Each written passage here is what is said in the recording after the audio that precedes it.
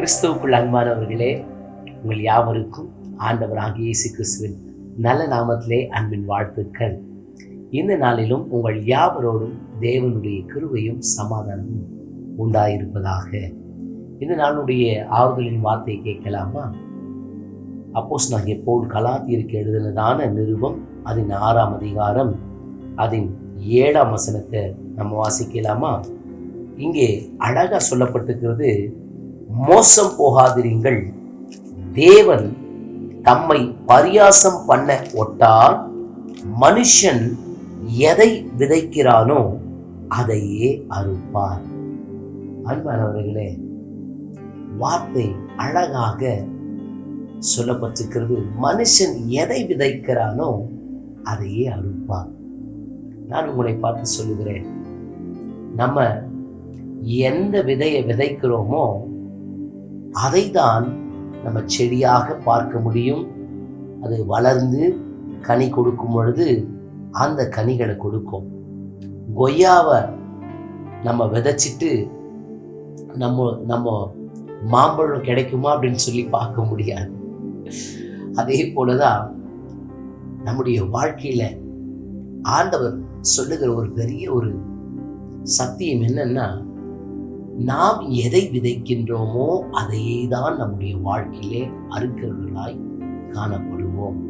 அன்பானவர்களே, வாழ்க்கையில ஏதாவது ஒரு பகுதியில நாம் சுயமாக எடுக்கிற ஏதாவது ஒரு முடிவு அது தவறும் பட்சத்தில் நமக்கு கிடைக்கிற விளைவுகள் தவறாய் மாறும் பொழுது நிறைய நேரத்தில் நம்ம என்ன நினைக்கிறோம் அப்படின்னு சொன்னா, கடவுள் என்ன கைவிட்டுட்டாரே, ஆண்டவர் என்ன மறந்துட்டாரே அப்படின்னு சொல்லி நம்ம நினைக்க நிறைய நேரங்களில் அப்படி நினைக்கிறதுக்கான அந்த சூழ்நிலையிலே நம்ம கடந்து போய் விடுகிறோம். நம்ம எடுக்க வேண்டிய அந்த டிசிஷன் அது சரியான டிசிஷனா அப்படின்னு சொல்லி அந்த நேரத்தில் நாம நினைக்க தவறி விடுகிறோம். அன்பானவர்களே, நான் உங்களை பார்த்து சொல்லட்டும். ஒரு முறை ஒரு வாலிப மகள் ரட்சிக்கப்பட்டு ஆவிக்குரிய அபிஷேகத்தை பெற்று நல்ல ஆண்டவரோடு கூட ஒரு ஐக்கியத்துல உறவுல அவள் வளர்ந்து வந்தாள். அப்போ அந்த வயது வந்த போது எல்லாரும் அவங்க குடும்பத்தில் இருக்கிறவங்க அந்த மகளுக்கு ஒரு நல்ல திருமணத்துக்கு ஒரு பையனை பார்க்கணும் அப்படின்னு சொல்லி முடிவு செய்து அப்படி பார்த்தபோது அந்த மகளுக்கு ஏற்ற போல நல்ல ஒரு அந்த ஆவிக்குரிய ஸ்டாண்டர்டுக்கு ஒரு நல்ல ஒரு மகனை தேவன் காண்பித்தார், கொடுத்தார்.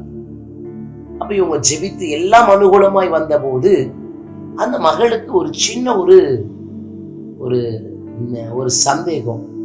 நமக்கு கொஞ்சம் சேலரி கம்மியா இருக்கிற மாதிரி தெரியுது, இன்னும் கொஞ்சம் சேலரி அதிகமா இருக்கிற ஒரு பையனா பார்க்கலாம், இன்னும் கொஞ்சம் வெயிட் பண்ணலாம் அப்படின்னு சொல்லி அந்த மகளுக்கு ஒரு உணர்வு வந்ததுனால அந்த மகள் என்ன பண்ணிட்டா அப்படின்னு சொன்னா, அந்த நேரத்துல அந்த மகனை ரிஜெக்ட் பண்ணி, அப்போ ஒரு நல்ல ஒரு சேலரியில இருக்கிற ஒரு மகன் அடுத்தது கிடைத்த போது அந்த மகனை திருமணம் செய்யும் பொழுது காலங்கள் செல்ல செல்ல நல்ல சேலரி நல்ல பணம் இருக்குது, ஆனா இன்னைக்கு அவங்களுடைய குடும்ப வாழ்க்கையில சந்தேகம் என்கின்றதான ஒரு பெரிய ஒரு போராட்டம்.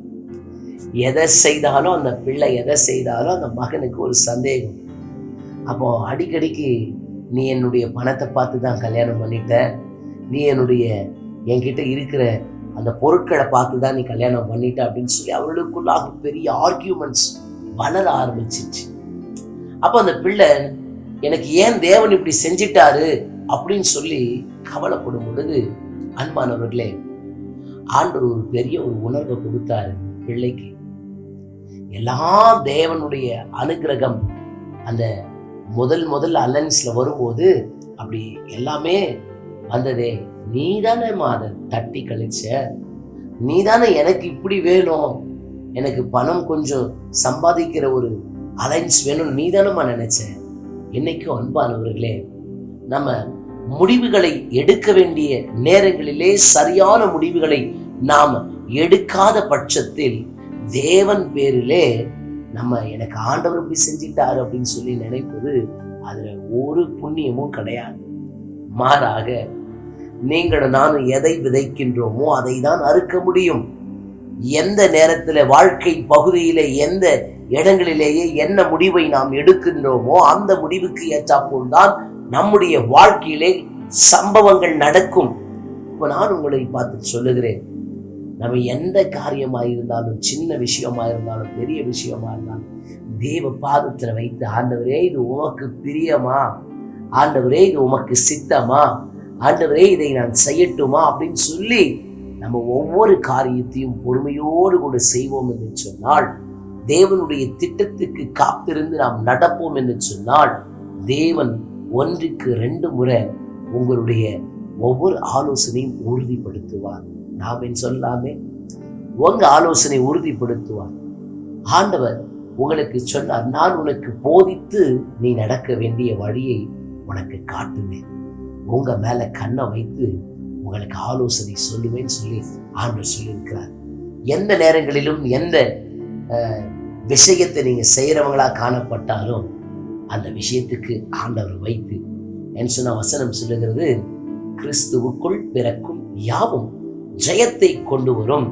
இந்த உலகத்தை ஜெயிக்கிறதான ஜெயம், இந்த உலகத்துல நீங்க ஜெயிக்கணும், வாழ்க்கையில நீங்க ஜெயிக்கணும் அப்படின்னு சொன்னா வேற ஒண்ணும் இல்லை. எந்த பகுதியாக இருந்தாலும் உங்க வாழ்க்கையில சரியான நேரங்களில் சரியான முடிவுகளை நீங்கள் எடுக்க பழகி கொள்ளுங்கள். அப்படி பழகும் பொழுது நீங்க எதை விதைக்கிறீங்களோ அதுதான் நீங்க அறுப்பீங்க. கர்த்தர் உங்களை ஆசீர்வதிப்பார். நம்ம வாழ்க்கையில எடுக்கிற ஒவ்வொரு டிசிஷன்ஸ்லையும் ஆண்டவருக்கு இது பிரியமா, ஆண்டவர் இதை செய்ய சொல்றாரா, ஆண்டவர் எனக்கு இது அனுகிரகம் செய்கிறாரா என்று சொல்லி நீங்கள் ஆண்டவரிடத்தில் கேட்டு அதை செய்து உங்க வாழ்க்கையில நன்மையை பெற்றுக்கொள்ளுங்கள். நான் உங்களுக்காக ஜெபிக்கிறேன். அன்பின் பரலோக பிதாவே, என் பிள்ளைகளுக்கு ஒரு தெய்வீக ஞானத்தை கொடுத்து நடத்துங்கப்பா.